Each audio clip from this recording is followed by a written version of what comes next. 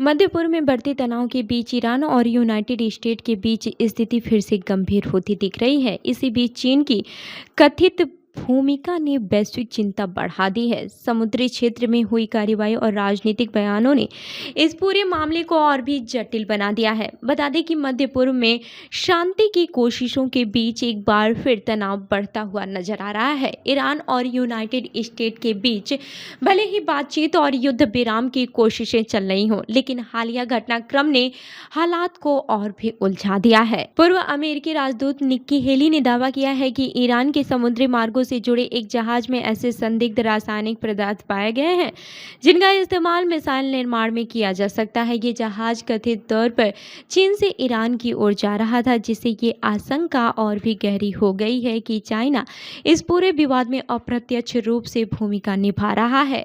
अमेरिकी बलों ने हाल ही में होर्मुज स्ट्रेट के पास एक ईरानी झंडे वाले जहाज को जब्त किया है, जिसे लेकर कहा गया है कि उसमें ड्यूल यूज यानी कि नागरिक और सैन्य दोनों उद्देश्यों में इस्तेमाल होने वाले उपकरण मौजूद थे। इस कार्रवाई के बाद से क्षेत्र में तनाव और भी बढ़ गया है। निक्की हेली ने चेतावनी देते हुए कहा है कि अगर ईरान के परमाणु कार्यक्रम को रोकना है तो अमेरिका को विशेष सैन्य रणनीति अपनानी पड़ सकती है।